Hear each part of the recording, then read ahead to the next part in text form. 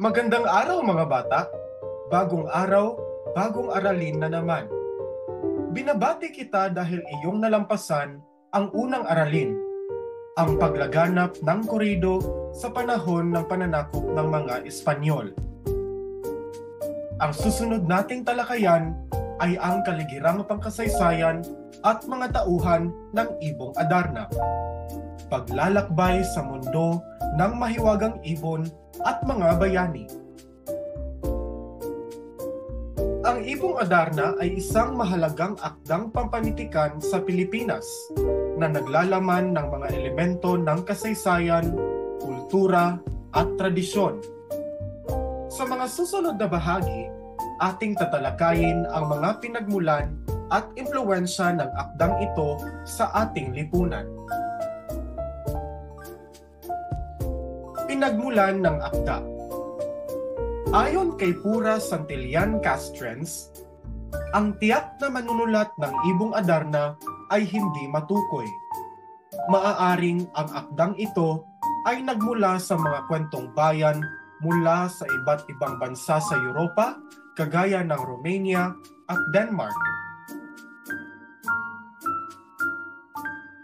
Impluwensya ng mga tulang romansa. Ang tulang romansa ay naging tanyag sa Europa noong panahon ng medieval.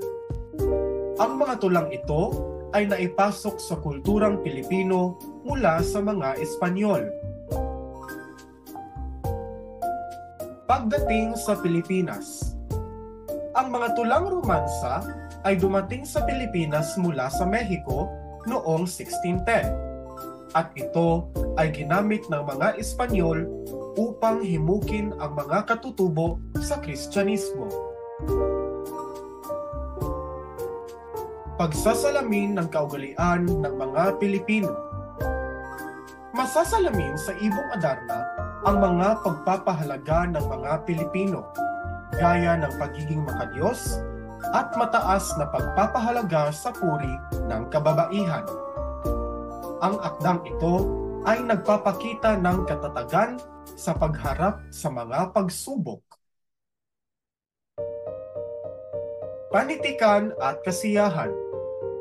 Nagbigay ng pagkakataon ang Ibong Adarna para sa mga Pilipino na mapahalagahan ang kanilang kultura sa pamamagitan ng pagsasalaysay at sa masining na pagpapahayag kagaya na lamang ng dula-dulaan. Popularidad sa mga pagtatanghal.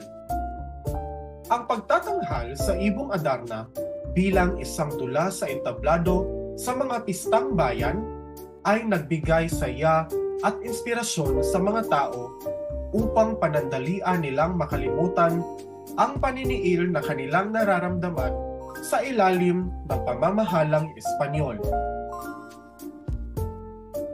Pagkakaiba-iba ng mga bersyon. Dahil sa pasalitang transmisyon at mga paglilimbag, nagkaroon ng iba't ibang bersyon ang Ibong Adarna. Ang bawat bersyon ay may kanya-kanyang interpretasyon at kwento ng mga tauhan. Pag-aaral ni Marcelo P. Garcia. Masusing pinag-aralan ni Marcelo P. Garcia ang mga bersyon ng Ibong Adarna noong 1949. Ang kaniyang pagsusuri ay nagbigay diin sa mga aspeto ng kwento at paglinang ng isang siping malaya ang daloy. Ang kaniyang sipi ang ginagamit sa mga paaralan hanggang sa kasalukuyan.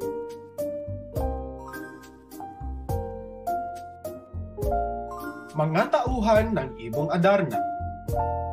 Ang Ibong Adarna ay may iba't ibang tauhan na nagdadala ng mga mahahalagang mensahe sa kwento. Ang bawat tauhan ay may kanya-kanyang katangian at papel na ginagampanan. Ang Ibong Adarna. Ang makapangyarihang ibong nakatira sa puno ng Piedras Platas na makikita sa bundok Tabor. Ang mahiwagang ibong tanging makapagpapagaling kay Haring Fernando sa pamamagitan ng magandang tinig nito. Haring Fernando. Siya ang hari ng kahariang Berbania na nagkaroon ng malubhang karamdaman.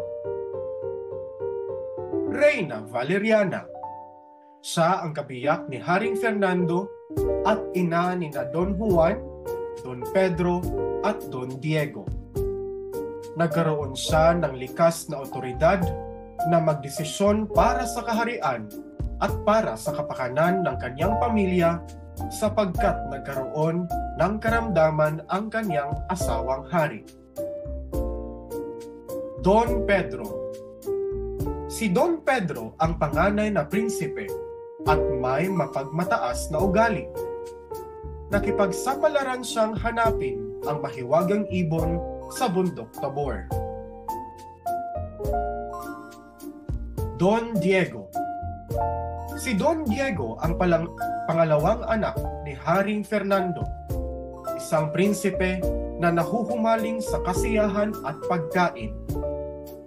Siya rin ay tumungo sa kabundukan upang hanapin ang ibong makapagpapagaling sa kanilang amang may mulubhang karamdaman.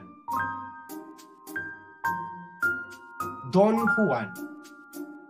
Si Don Juan ang bunso at pinakamabait na prinsipe. Siya ay masigasig, matapang, at handang gawin ang lahat para sa kanyang pamilya at sa kaharian sa kabila ng mga pagsubok na kinakaharap. Siya ang prinsipeng nakahuli sa ibong Adarna sa bundok Tabor. Doña Maria. Si Doña Maria ang prinsesa ng kaharian at minamahal ni Don Juan. Kilala siya dahil sa kanyang pagiging makapangyarihan, kagandahan, talino, at kabaitan na nagbibigay inspirasyon sa mga tauhan. Haring Salermo. Si Haring Salermo ang makapangyarihang hari ng Reino de los Cristales, isang hari na may matinding ambisyon at kung minsan ay nagiging mapagmataas sa kanyang kapangyarihan. Nagbigay siya ng mga matitinding pagsubok kay Don Juan. Doña Leonora. Si Doña Leonora ang prinsesa ng kaharian ng Armenia at ginugol ang kanyang puso kay Don Juan. Kilala siya bilang maganda at matalino. Tema at mensahe ng Ibong Adarna. Ang Ibong Adarna ay puno ng mga tema ng pag-ibig, sakripisyo at katapatan na nagpapakita ng mahahalagang aral na dapat pagnilayan sa buhay. Kahulugan ng mahiwagang ibon. Ang Ibong Adarna ay simbolo ng pag-asa at kagalingan. Ang kanyang makabuluhang awit ay may kapangyarihang mapagpagaling ng anumang sakit na kumakatawan sa pagnanais ng mga tao para sa kalusugan at kasiyahan. Pag-ibig at sakripisyo. Sa kwento, makikita ang pag-ibig ng tatlong magkapatid para sa kanilang ama. Dito makikita na handang hamakin ng isang taong tunay na nagmamahal ang lahat, kahit delikado ang kasasaglakan nito.